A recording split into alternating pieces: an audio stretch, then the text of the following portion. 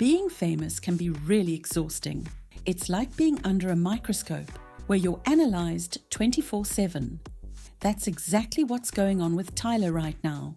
At the time, I felt like, damn, like, you're gonna analyze every little thing I do. She just dropped her brand new EP, We Wanna Party, and the internet is already fighting about whether it's a bop or a flop. Some people are pointing to low sales numbers and saying, oh, her career is already over. So, is this EP really a failure? Let's break it all down, because the reality here is way more interesting than the Twitter drama. All right, so first things first, what's even on this EP? Tyla's We Wanna Party comes in with a track list that includes songs like Dynamite, featuring WizKid, Truth or Dare, On and On, Jump, Butterflies, and of course, her mega hit Water makes its presence felt too. These songs are not just filler, they're crafted to show Tyla's range, Afrobeats vibes, amapiano energy, and pop influence all mixed together. The project isn't just about making radio hits, it's about cementing her sound globally. You know, I feel like I'm kind of at a point where it's more than just amapiano and pop. You know, Okay, so talk to me that's why about I'm it. like, okay, I said pop piano before, but now I'm kind of like, damn, it's kind of more than that. Yeah. You know, like the more I make music, I feel like the more I'm experimenting and the more I'm just like realizing how limitless music is. Yeah. But here's the thing that really set people off. When the EP dropped in the US, it only sold about 3,700 pure units in its first week. That number instantly got dragged online. Memes popped up, critics called it a flop, and people who maybe weren't even listening to Tyla before suddenly became experts on music sales. And if you look at it through the lens of the old school music industry, 3,700 sales does sound weak. Back in the day, artists were measured strictly by how many physical albums or digital downloads they sold. Think about when Taylor Swift drops an album. She can move millions of copies. Drake too. Even smaller pop stars from the 2010s were judged on unit sales. But here's the thing, 2025 is not 2010. The way people consume music has completely changed. Most people aren't going to iTunes and buying an album anymore. Nobody's really rushing out to Target for a CD. Instead, we're all streaming. Spotify, Apple Music, YouTube, it's endless streaming. And that's where the real numbers are hiding. The industry itself has changed the formula to reflect this shift. Billboard, for example, counts 1,500 streams as the equivalent of one album sale. That means that even if you never bought Tyla's EP, if you streamed it a few times, it's still contributing to her overall success. So when you hear 3,700 sales, you can't stop there. You have to look at her streaming performance, and that's where the conversation flips on its head. Tyla is absolutely crushing it in streams. So for me, like, this wasn't planned at all. Like, I was actually working towards an album. Yeah, like, I was in the studio, locked off, like, making music. And I kind of, like, as I started making a lot of music that I was excited about, like, I just didn't want to hold on to it, like, for too long. I was kind of like, nah, summer's coming. Like, let me feed my tigers a bit, you know? So I just Babe was wanted to feeding have the a little- streets. Yeah, you know, I just need to feed the streets a bit. They seem a little bit hungry. So I just wanted a little, you know, cute little pack. And also, I just feel like I'm kind of in this phase of experimenting. Yeah. So I don't want that pressure of like a whole album. Like, no, Yeah. I'm just trying to have fun and see what I make. Her breakout single, Water, has already crossed the billion mark worldwide. Her debut album also passed that milestone. And now, We Wanna Party has already pulled in more than 60 million streams on Spotify alone. If you do the math the way Billboard does, that equals about 40,000 units, just from Spotify. And that's not even counting Apple Music, YouTube, Audiomack, or other streaming platforms. Suddenly, her 3,700 sales number looks less like a flop and more like a misunderstood statistic. For a while, I just felt like, damn, like, relax. Like, relax. Pipe down. We say Like, pipe down. Like, pipe down, Yeah, pipe like, down, chill. babe. Yeah. It was just getting annoying. Like, I hate people in my business. Like, Yeah. You know, so I kind of embrace it now, but at the time, I felt like, damn, like, you're going to analyze every little thing I do. Right. For a while, I felt weird about it. And then I realized, like, you kind of have to just do what you want to do the way you want to do it. And everyone's going to have their own opinion, and that's okay. Now, let's zoom out for a second. Tyla isn't the first artist to face this kind of criticism.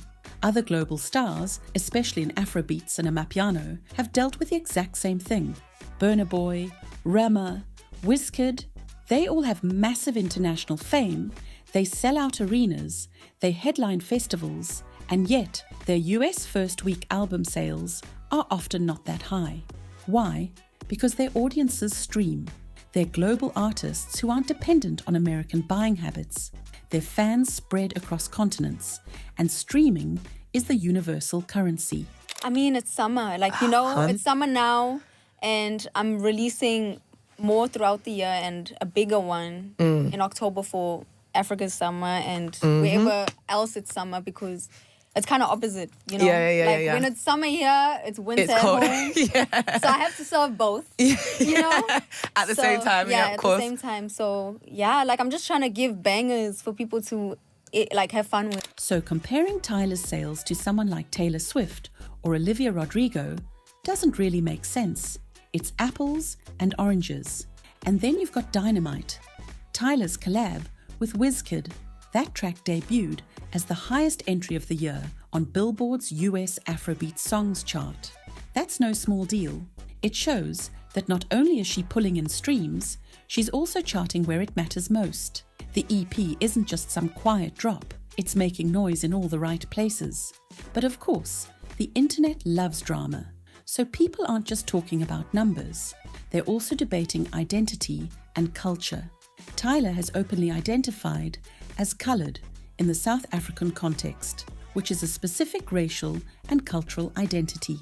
In the US, that label doesn't carry the same meaning, and some people have tried to twist that into an online controversy.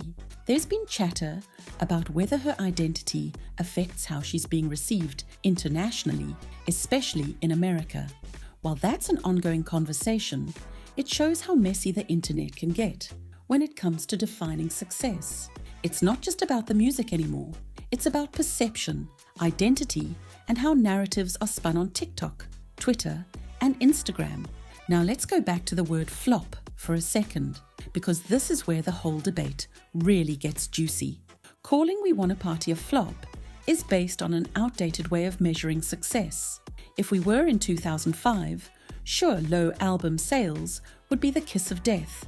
But in today's music world, an artist can have low physical sales and still dominate charts, playlists, and culture.